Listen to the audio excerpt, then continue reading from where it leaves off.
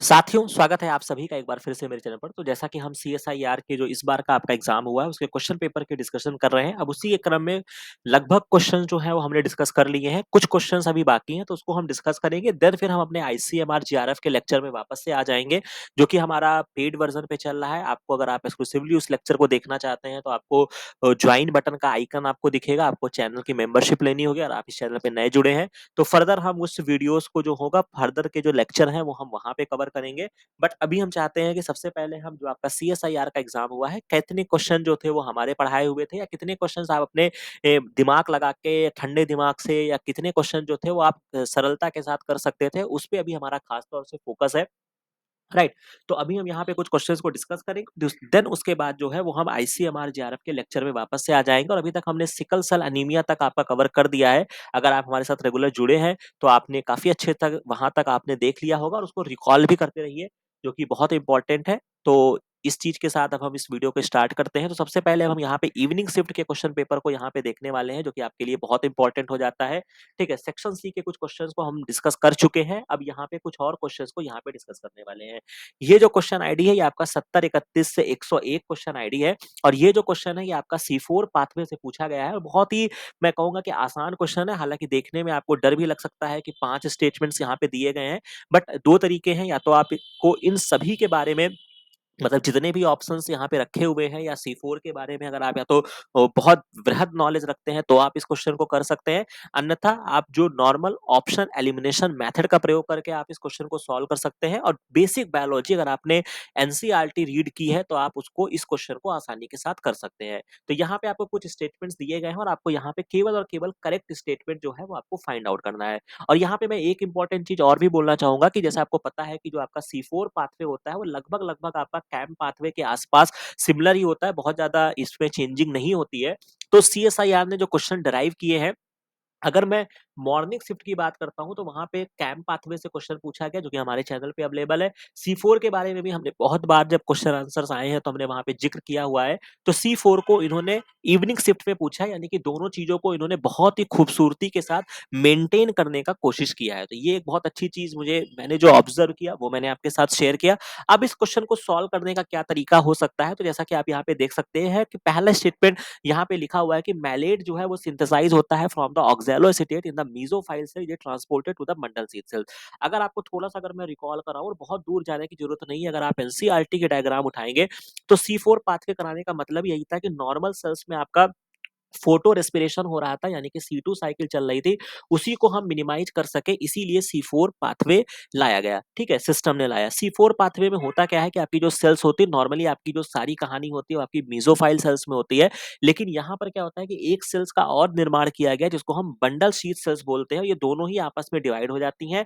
अब CO2 जो होता है, वो नॉर्मली फॉस्फोइनॉल पायरुवेट, यानी कि 3 कार्बन कंपाउंड से बाइंड करता है, और पेप कार्बोक्सिलेज, यानी कि CO2 आपको ऐड करना है, तो ऑक्सैलो एसिटिक एसिड में कन्वर्ट हो जाता है। और आपको मैंने ये पॉइंट बताया है, और आपने बायोकेमिस्ट्री में जो भी पाथवेज आपने पढ़े होंगे, तो आपने कभी भी ये नोटिस किया होगा, और मेरे साथ पढ़ा है तो मैंने इसको बहुत हाईलाइट किया है, कि OAA जो है, ये एक ऐसा मॉलिक्यूल है, बल्कि सा मॉलिक्यूल है, जो एक स्थान से दूसरे स्थान नहीं जा पाता है। तो यानी कि कभी भी ऑक्सैलो एसिटिक एसिड अपने एज इट इज फॉर्म में एक लोकेशन से दूसरे लोकेशन नहीं जा पाएगा। इसीलिए इसको एक 4 कार्बन का और कंपाउंड है, जिसको हम प्यार से मैलेट बोलते हैं, इसमें कन्वर्ट हो जाता है with the help of NADP।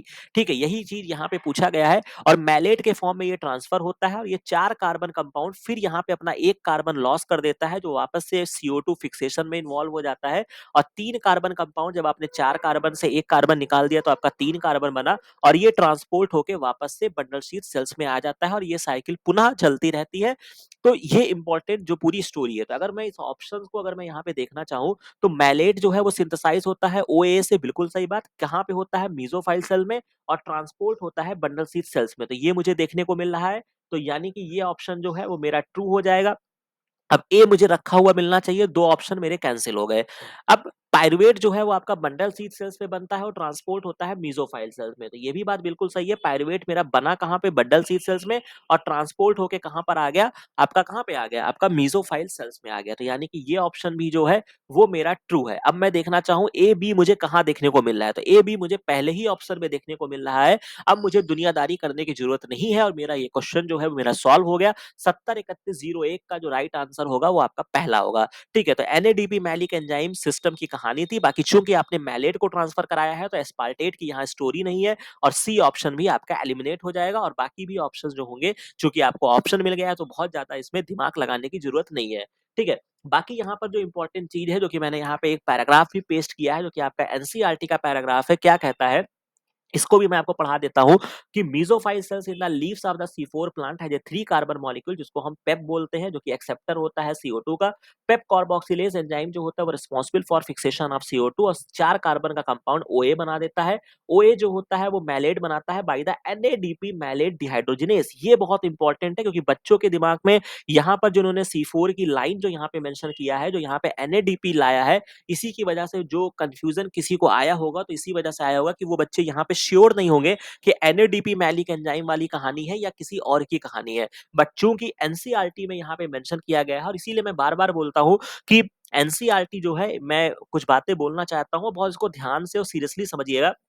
अगर वाकई में आप बायोलॉजी में कुछ अचीव करना चाहते हैं, कुछ आप करना चाहते हैं, तो आप एनसीईआरटी जरूर पढ़िए। और आपके सामने साक्ष्य है कि यहाँ पे आपको कोई ब्रूस अल्बर्ट लॉडिश या बहुत बड़े ज्ञान की आवश्यकता नहीं थी। अगर आपने केवल 12th की एनसीईआरटी अगर आपने सही तरीके से पढ़ी है, तो आप इस क्वेश्चन को आसानी के साथ सॉल्व कर सकते थे, और मैं आपको गारंटी के साथ कह रहा हूँ। और एक चीज हमेशा याद रखिएगा, एनसीईआरटी महज एक किताब नहीं है, महज एक अखबार जैसा नहीं है कि आपको लग रहा है कि इसमें 200 पन्ने हैं, 300 पन्ने हैं, केवल मुझे मतलब एक तरीके का है पढ़ लिया। भाई ये ऐसी बुक है ना, जितनी बार आप पढ़ेंगे उतनी बार आपको मतलब कुछ नई नई बातें पता चलेगी, और एक ऐसा सागर है।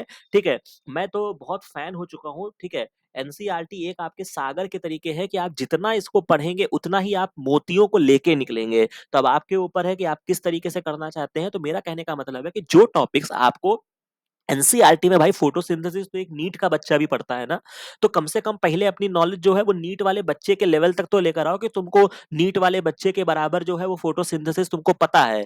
फिर तुम आना लॉर्डिश लैलिंजर या तो जो भी तुम्हारे पास बुक्स अवेलेबल है, पाथफाइंडर है, आईएफएस है, टीएलएस है, या XYZ कैटलिस्ट, कुछ भी है, मुझे उससे नहीं लेना देना है। लेकिन मेरा क्वेश्चन है कि आपको सबसे पहले आपको अपनी एनसीईआरटी पढ़नी है। तो यानी कि ये क्वेश्चन यहाँ पे आपका सॉल्व हो जाएगा, जो कि ट्रांसपोर्ट होगा बंडल सीड सेल्स में, और बंडल सीड सेल्स में मैलेट जो होता है वो ब्रोकन डाउन कर दिया जाता है, जो वापस से CO2 रिलीज करेगा, और पायरुवेट जो होगा वो ट्रांसपोर्ट होगा मेसोफाइल सेल से और रीजनरेट करेगा फॉस्फोइनॉल पायरुवेट। तो एक एक लाइन से यहाँ पे क्वेश्चन उठाया गया है। अगर आप यहाँ पे देखना चाहें तो पायरुवेट वाली लाइन यहाँ पे मेंशन है। ठीक है, समझ में आ रहा है? तो एनसीईआरटी की बुक को जरूर पढ़िए, ये मेरा सजेशन है। बाकी मानना ना मानना आपके ऊपर है। और इसी तरीके से अगर आप इसको थोड़ा और बृहद रूप में देखना चाहते हैं, तो ये मैंने लैलिंजर का डायग्राम लगाया है, जो कि बिल्कुल सेम वैसा ही है। मेसोफाइल है, बंडल सीड सेल्स है, यहाँ भी सारी कहानी वैसे ही चली है। यहाँ पे आपको एंजाइम आपको दिखा दिया है NADPH, तो ये चीज यहाँ पे आपको दिख जाएगा। और बीच में जो इंपॉर्टेंट चीज है, ये आपका प्लाज्मोडेस्मेटा है, तो ये भी आपका बहुत इंपॉर्टेंट है।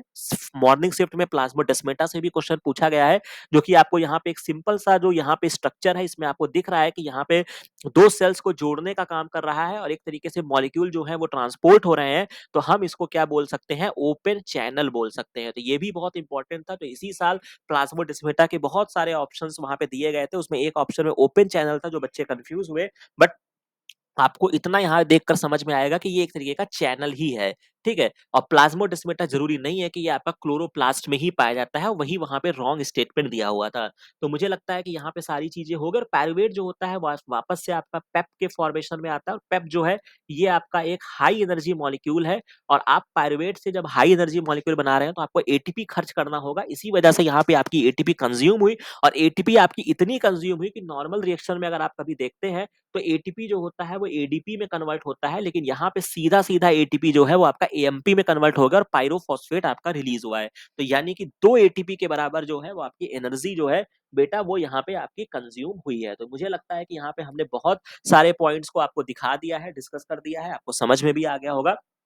अब इसी के क्रम में आगे बढ़ते हैं, एक और क्वेश्चन जो कि क्वेश्चन आईडी 703080 है। कह रहा है कि एक region of the eukaryotic chromosome है जो कि हेवीली ट्रांसक्राइब्ड हो रहा है आरएनए पॉलीमरेज सेकंड। बिल्कुल सही बात, आपके यूकैरियोट्स में 3 तरीके के आपके आरएनए पॉलीमरेज होते हैं, फर्स्ट होता है, सेकंड होता है, थर्ड होता है।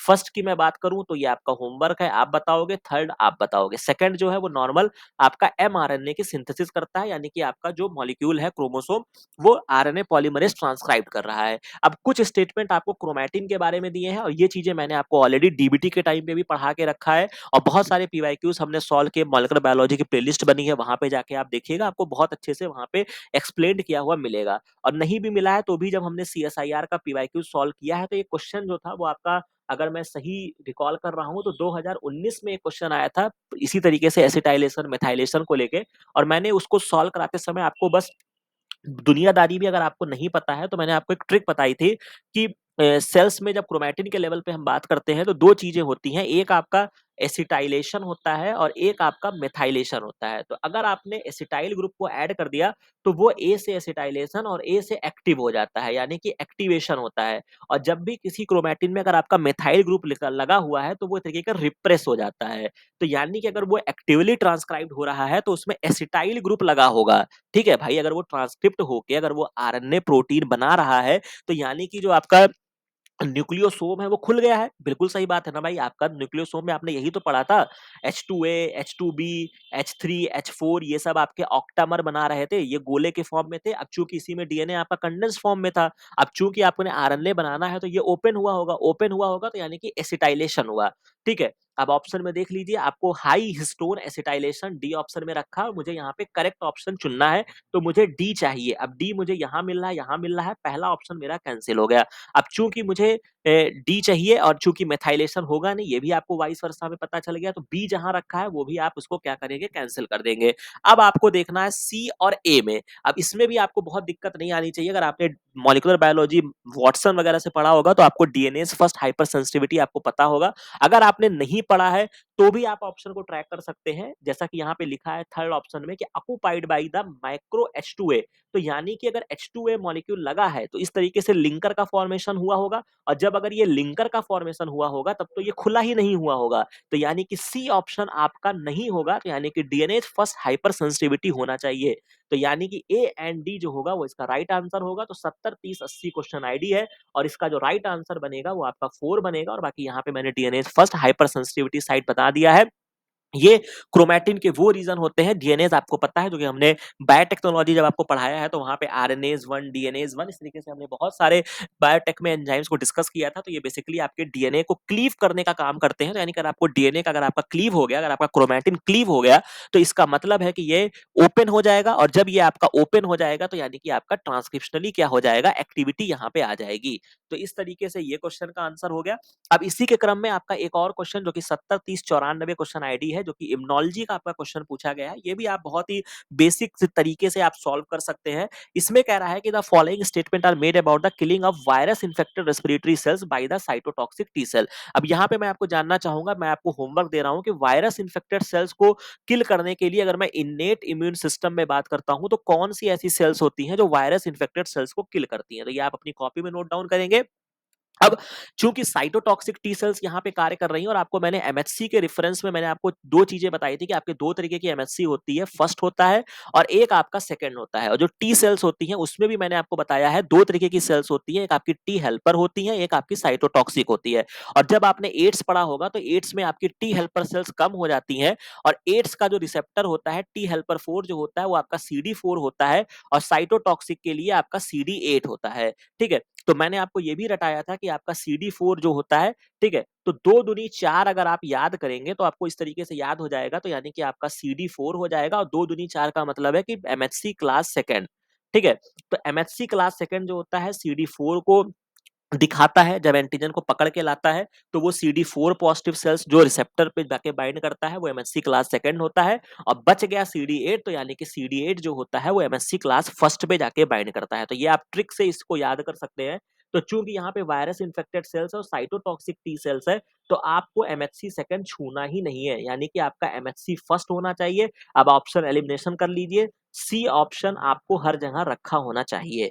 ठीक है, तो एक ऑप्शन आपका एलिमिनेट हो गया। अब चूंकि आपने यहाँ पे वायरस इन्फेक्टेड सेल्स है, तो यानी कि MHC first molecule have been presented on the infected epithelial cells. अगर ये MHC फर्स्ट जो है, अब यहीं से भी आप दिमाग लगा सकते हैं कि अगर MHC फर्स्ट जो है वो अगर इन्फेक्टेड एपिथेलियल सेल्स में प्रेजेंटेड करा रहा है, तो जो वायरस का एंटीजन होगा वो भी तो वहीं पर प्रेजेंटिंग होगा। तो यानी कि बी ऑप्शन जो होगा वो आपका सही हो जाएगा। तो बी एंड सी जो होगा वो इसका राइट आंसर हो जाएगा। 70 30 94 जो होगा वो इसका फर्स्ट ऑप्शन होगा। तो यानी कि किस तरीके से आप इस क्वेश्चन के करीब तक जा सकते थे। अगर आपको थोड़ा भी डाउट रहा होगा, अगर आपने नहीं किया तो कोई दिक्कत नहीं है, कम से कम निगेटिव मत करो। बट मेरा बताने का मतलब है कि जो चीजें आपने बेसिक लेवल पे आपको पढ़ाया गया है इस प्लेटफॉर्म से, या किसी भी, मतलब ये इतने क्वेश्चन जो है वो किसी भी पुस्तक में लिखा हुआ है, और किसी भी मास्टर ने अगर वो CSIR को तरीके से पढ़ा रहा है तो वो आपको जरूर पढ़ाया होगा। ठीक है, बस आपने कितना गेन किया वो इंपॉर्टेंट है। तो बहुत सावधानी के साथ पढ़िए, अच्छे से पढ़िए, और इस क्वेश्चन की कहां तक आप पहुंच सकते थे, जैसा कि मैंने कुछ ट्रिक्स आपको बताई है, बहुत दुनियादारी आपको नहीं पता है। अगर आपने हमारे साथ पढ़ा होगा तो आपको 2 दूनी 4 मैंने रटाया है, CD4 पॉजिटिव और T हेल्पर सेल। तो कम से कम अगर वो याद रखते तो कम से कम CD MHC क्लास फर्स्ट और क्लास सेकंड में आप डिफरेंशिएट तो कर लेते। तो ये कहानी आपकी हो गई। अब इसी के क्रम में एक और क्वेश्चन जो कि CSIR ने अपने परंपरा को फॉलो करते हुए क्वेश्चन दिया है, ये भी आपका 4 नंबर में मैं कहूंगा बोनस क्वेश्चन है। ठीक है, अब इसको सॉल्व करने के 2 तरीके हैं। पहली बात तो ऑब्वियस सी बात है कि सारे प्रोटीन्स के जो आपके रेगुलेटरी प्रोटीन है सेल साइकिल के, उनके फंक्शन आपको पता होना चाहिए। नहीं भी पता है तो भी आप नियर अबाउट जा सकते हैं। अब नियर अबाउट कैसे आप जाएंगे, तो आपको मैंने कैंसर पढ़ाया अभी रिसेंट में। कैंसर में मैंने आपको 2 तरीके की सेल्स पढ़ाई, प्रोटो ऑन्कोजीन पढ़ा दिया मैंने। ठीक है, और एक मैंने आपको ट्यूमर सप्रेसर पढ़ाया। ट्यूमर सप्रेसर जो कि DNA डैमेज वगैरह कंडीशन में एक्टिव हो जाते हैं, उसमें मैंने आपको बताया P53 मैंने आपको बताया ट्यूमर सप्रेशर में, और एक मैंने आपको P21 पढ़ाया। ठीक है, अब यहाँ पे देख लो P21 आपको देखने को मिल रहा है, तो P21 में एक ऑप्शन में रखा हुआ है DNA डैमेज। तो यानी कि C को मैं फर्स्ट से मिला दूं, यानी कि कुछ भी काम कर रहा है आफ्टर DNA डैमेज, तो C का फर्स्ट हो गया, बिल्कुल सही। 2 ऑप्शन आपके कैंसिल आउट हो गए। अब रिमेनिंग में आपको देखना है, तो उसके लिए आपको ये ब्रूस अल्बर्ट का मैंने चार्ट लगा दिया है, यहीं से क्वेश्चन आपका डराइव है। P21 यहाँ पे लिखा हुआ है सप्रेस करता है फॉलोइंग DNA डैमेज, सीधा वही लाइन को उठाया है। ठीक है, V1 काइनेज जो है वो फास्फोराइलेट करता है, inhibitor side in the CDK को क्या करता है, फास्फोराइलेट करता है। तो ये आपका ए का सेकंड ऑप्शन हो जाएगा। अब एक ही ऑप्शन में रखा है, आपका आंसर सॉल्व हो गया। बाकी P27 क्या करता है वो यहाँ पे आपका मेंशन है, इसको पढ़ लीजिएगा। P27 आपका हो गया, और CDH1 यहाँ पे दिया गया है जो कि APC इनएक्टिवेटिंग सब यूनिट्स का कार्य करता है। तो CDH1 को इधर मिला दीजिए, P27 को इधर मिला दीजिए। तो ये भी आपका एक ट्रेंडिंग टॉपिक था जो कि CSIR का फेवरेट है, यहाँ से क्वेश्चन वो पूछते हैं। तो मैं भी आशा करता हूँ कि आप इन सब चीजों को अच्छे से तैयार कर लीजिए, याद कर लीजिए, और क्वेश्चन आप आसानी के साथ कर सकते हैं। और कहाँ से क्वेश्चन ड्राइव होता है वो भी मैंने आपको बताया कि आपको बड़ी बुक्स तो पढ़, ऑब्वियस सी बात है ये पर्टिकुलर चीज तो आपको NCERT में नहीं मिलेगी, तो आपको ऑथेंटिक बुक ही पढ़नी पड़ेगी। लेकिन जो चीजें आपको बेसिक इन्फॉर्मेशन में भी आपको मिल रही है, तो आप अपना नंबर क्यों छोड़ना चाह रहे हैं। 3 4 नंबर बहुत मायने रखते हैं, 4 नंबर का ये क्वेश्चन है भाई। तो इस तरीके से हमने यहाँ पे सारे चीजों को डिस्कस कर लिया। बाकी नेक्स्ट पार्ट में हम कुछ और क्वेश्चंस को डिस्कस करेंगे। आशा है कि ये वीडियो, ये इन्फॉर्मेशन आपको अच्छा लगा होगा। आप हमारे मेंबरशिप को भी ज्वाइन कर लीजिए, ताकि आप रिमेनिंग टॉपिक्स, अगर आपने मॉलिक्यूलर बायोलॉजी पढ़ना चाहते हैं, अगर आप यहाँ पे आएंगे प्लेलिस्ट के कॉलम में, तो अगर आप नए जुड़े हैं तो आपको सारी चीजें यहाँ पे, बहुत सारे प्लेलिस्ट ऑलरेडी बने हैं, जिसमें हमारा लक्ष्य ICMR CSIR JRF 2024 जो है वो चल रहा है। यहाँ पे हमने बहुत ब्रॉड टॉपिक्स जो हैं वो डिस्कस किए हैं। बाकी इसके अलावा आपको PYQs के सोल्यूशन, चाहे वो DBT हो, ICMR हो, ठीक है, और इसके अलावा सेल बायोलॉजी हमने स्टार्ट किया है। और इसके अलावा आपका मतलब जितने भी आपके ट्रेंडिंग टॉपिक्स हैं, बॉटनी है, मॉलिक्यूलर बायोलॉजी है, मेगा रिवीजन है, सारी चीजें आपको यहाँ पे मिलेंगी। तो आपके ऊपर, अगर आप इसको करना चाहते हैं, डेमो देखना चाहते हैं, तो बहुत लेक्चर्स आपको फ्री में मिल जाएंगे। मतलब आप इस प्लेलिस्ट को ओपन करेंगे तो आपको बहुत सारे लेक्चर्स ओपन मिल जाएंगे। तो आप देख सकते हैं किस तरीके से मैं पढ़ाता हूँ, किस तरीके से मैं वहां पे करता हूँ। इंटरेस्टेड है तो आप ज्वाइन कर सकते हैं। बाकी ये वीडियो अच्छा लगा हो तो इसको लाइक, शेयर और सब्सक्राइब जरूर कर लेना। मिलते हैं नेक्स्ट वीडियो में नेक्स्ट इन्फॉर्मेशन के साथ। Thank you very much.